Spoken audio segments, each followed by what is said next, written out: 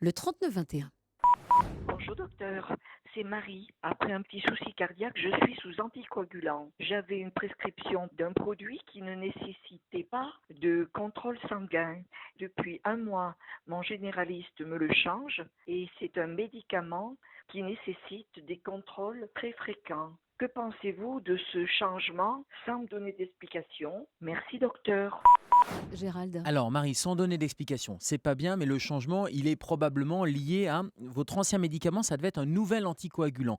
Et ces nouveaux anticoagulants, comme le Pradaxa, le Xarelto ou l'Eliquis, il y en a 3, ces nouveaux anticoagulants, il n'y a pas besoin de suivre leur effet d'anticoagulation dans le sang. Il n'y a pas besoin d'aller faire une prise de sang régulière. Et il vous l'a changé parce que les recommandations ont changé. On passe non pas à des anciens anticoagulants, mais à des antivitamines K, qui sont des produits tout à fait connus et qui nécessitent effectivement une prise de sang. Alors au début, c'est une prise de sang un peu rapprochée le temps qu'on équilibre le traitement. C'est le Syntron, c'est la Coumadine, c'est probablement un de ces médicaments.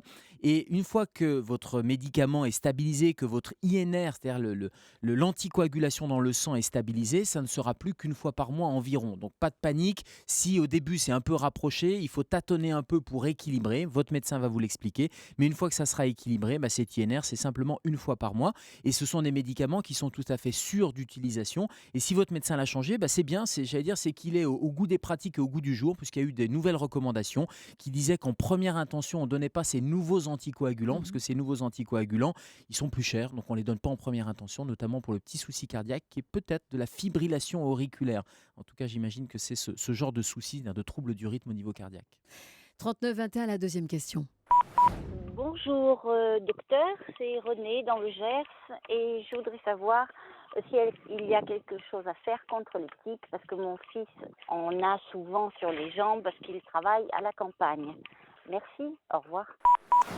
Ah oui, c'est en kikine les tiques, parce que ça peut donner la maladie de Lyme. Le tic va s'accrocher, la tique va s'accrocher, et puis elle peut transmettre une maladie infectieuse qui s'appelle la borréliose. Donc quand il y a une tique, il faut l'arracher, pas l'arracher n'importe comment. On prend un tire-tique qu'on trouve en pharmacie et on va un peu dévisser la tique. Et si jamais ça devient rouge, il y a un érythème, c'est-à-dire une rougeur qui va bouger, ou de la fièvre ou des symptômes un peu bizarres, faut rappeler au médecin qu'il y a eu cette piqûre de tique. Et alors pour prévenir, qu'est-ce qu'on fait? Alors, il y a des petits moyens comme les vêtements clairs pour repérer tout de suite s'il y a une tique qui est accrochée dessus. Il faut couvrir totalement, mais votre fils... Elle peut piquer la tique à travers le tissu? C'est surtout qu'on peut la ramener à la maison, ne pas la voir si c'est un vêtement qui est un vêtement foncé, alors que si c'est blanc, on va pouvoir à l'inspection regarder et éventuellement l'enlever avant qu'elle ne passe dessous et qu'elle ne pique la peau. Travailler dans les champs blancs, c'est pas gagné. Oui, c'est pas gagné, mais en tout cas, c'est un bon petit moyen pour à l'inspection, parce que ça aussi, c'est la deuxième chose à faire. Quand on rentre à la maison, on s'inspecte ou on se fait inspecter. On regarde un peu de partout, dans les cheveux, derrière les oreilles, dans les plis, puisque les tiques adorent.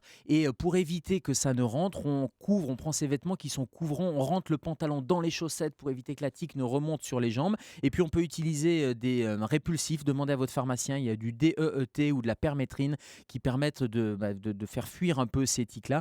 Mais c'est vrai que c'est pas 100% d'efficacité, donc il faut vraiment regarder régulièrement. Et puis pour les auditeurs qui travaillent pas à la campagne mais qui ont des maisons et qui ont des jardins, il faut nettoyer régulièrement et éviter d'accumuler un peu tout ce qui est produits végétaux parce que ça, ce sont des réservoirs et des nids à tiques. 39-21, la dernière question, c'est celle de Christiane. Oui, bonjour docteur, c'est Christiane, j'appelle de Roanne dans la Loire. Depuis 7 mois maintenant, mon mari souffre d'algodystrophie suite à une double fracture de la malléole et du péroné et personne n'arrive à le soulager. Que nous conseillez-vous? Merci. Gérald. Alors Christiane qui habite à Roanne, que je connais bien dans le 42, je connais pas Christiane mais Roanne, elle a une algodystrophie. On est super content pour vous, Gérald. Oui, mais je suis toujours content quand c'est un peu quand c'est près de la maison. Mes terres dans le 42.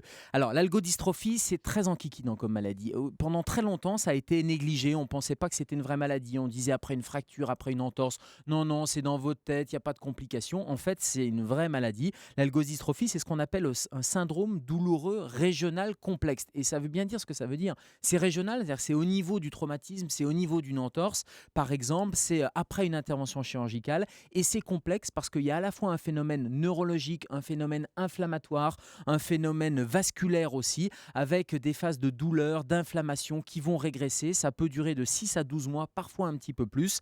Et quand on fait les premiers examens, notamment la radio, on ne voit pas grand-chose. Quand on fait des examens comme un scanner, on ne voit pas grand-chose non plus. Et il faut pousser un peu plus loin les examens complémentaires pour commencer à avoir quelques quelques signes. C'est pas une infection, c'est pas une complication post-opératoire, donc n'engueulez pas votre chirurgien si vous avez été opéré. Ça n'a rien à voir et c'est imprévisible comme maladie et ça passe au bout généralement de quelques mois.